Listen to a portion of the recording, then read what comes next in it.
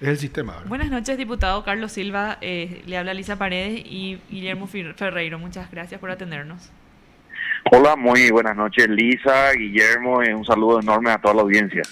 Bueno, diputado, finalmente, de forma sorpresiva, ayer se dio esta sanción al proyecto de ley sobre fondos sociales. En primer lugar, quería saber si ustedes tenían ese escenario, se esperaban ese escenario. Bueno, verdaderamente fue una grata sorpresa. Estuvimos especulando con algunas posibles ausencias que se podían dar, pero bueno, con estos votos de cuatro colorados y una ausencia nos dio los votos suficientes y felizmente tenemos aprobado finalmente la obligatoriedad de la disposición de los recursos de los fondos sociales de las binacionales para comprar medicamentos, que siempre fue un debate largamente planteado, no solamente en este año, sino que en años anteriores siempre desde la oposición hemos tenido una posición bastante contundente respecto a que haya una democratización de aquellos fondos sociales, ¿verdad? Y bueno, finalmente y felizmente ya tenemos eso y esperamos de que el gobierno nacional promulgue lo que se sancionó en el Parlamento e inmediatamente haya una coordinación entre las binacionales y el Ministerio de Salud para que se pueda comprar, adquirir de los medicamentos e insumos y que sean las distribuciones de manera automática y sin receta mediante ni gestión, sino que de manera automática e inmediata a los pacientes, ¿verdad? Diputado, si bien en la ley no se establece de que estos 150 millones de dólares así de forma taxativa tengan que ser redireccionados al Ministerio de Salud, esto tendría que reglamentar el Poder Ejecutivo y destinar todos los recursos, aunque estén ya comprometidos, al Ministerio de Salud. Bueno, habla en general de los fondos sociales de las binacionales, ¿verdad? En este caso, nosotros entendemos, bueno, claramente la ley no incorpora estos fondos al presupuesto general de la Nación, es decir, de que el Ministerio de Hacienda no va a tener participación de la disposición y ejecución de esos fondos, sino que tiene que haber una coordinación entre el Ministerio de Salud Pública y Bienestar Social y las entidades binacionales, es decir, de que la adquisición lo realizarán las entidades binacionales, las administraciones de esas entidades, y sabemos de que esas administraciones no se rigen por el clasificador presupuestario que tenemos en los organismos del Estado, ¿verdad?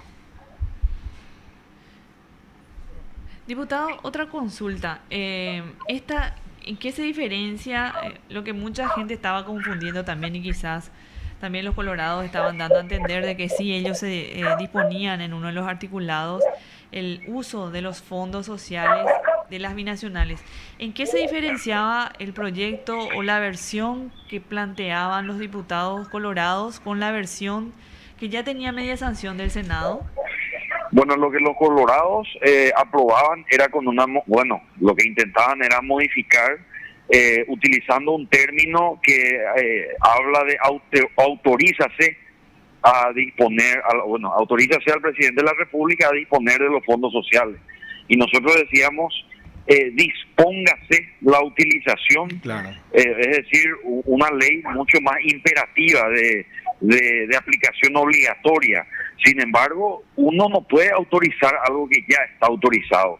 O quién le autorizó al Poder Ejecutivo o a la entidad binacional para construcción de calles empedradas o de compra de vehículos o de compra de camisetas de fútbol o de viaje de fin de año de estudiantes. Es decir, esos fondos siempre estuvieron disponibles y estaban autorizados a utilizarse, ¿verdad? La cuestión es de que a la falta de una voluntad política de utilizar para un fin determinado, desde el Parlamento nosotros utilizamos nuestras prerrogativas para plantear un proyecto de ley que obligue la utilización para un fin determinado en este caso, ¿verdad? O sea, destinó esos fondos a un único uso.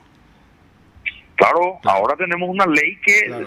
obliga la utilización para ese fin. No se puede usar, o sea, utilizar para otro fin para, qué sé yo, comprar otra cosa o pagar salarios sería malversación.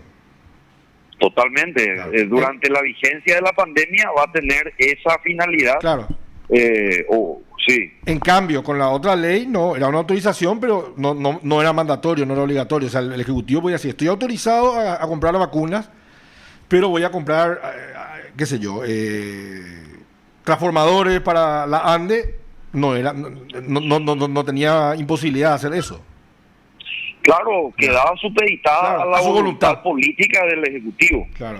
Esa es la gran diferencia. Así mismo. Tiene un plazo el Ejecutivo, bueno, ahora hay que esperar si veta o promulga. ¿Cuál cree que va a ser el sentir del presidente? Y si tiene una mínima noción de la situación actual que estamos pasando en el Paraguay, yo creo que no tiene otra salida que promulgar, ¿verdad?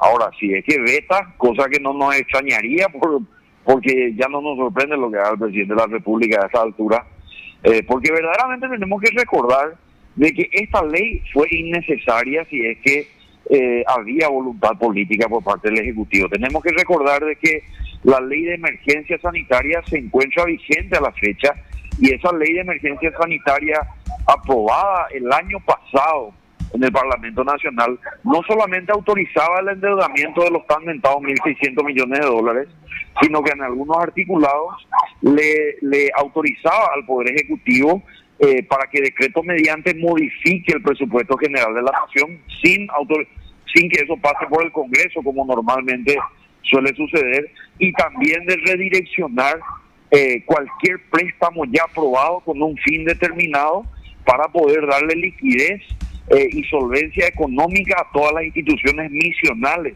que tienen que ver con el combate a la pandemia, con la mitigación de todo lo colateral que conlleva la pandemia del coronavirus. Estamos hablando de crisis económica, de la educación, etcétera, de la seguridad, etcétera. Entonces, ante esa inoperancia, ante esa falta de resultados, falta de planificación, de previsión, nosotros desde el Parlamento nos vemos obligados a plantear proyectos de ley de carácter imperativo para que se disponga de tales recursos, para que se le obligue al Ejecutivo a que realice una acción determinada. Y bueno, esa es la situación. Entonces, ante la ineficiente y pálida gestión del gobierno nacional, desde el Parlamento vamos a seguir impulsando ese tipo de proyectos de ley. Perfecto. Muchísimas gracias, diputado, por este contacto. No, gracias a ustedes por el espacio y a las órdenes siempre. Gracias. Hasta luego. Te informó PDS Radio TV Digital.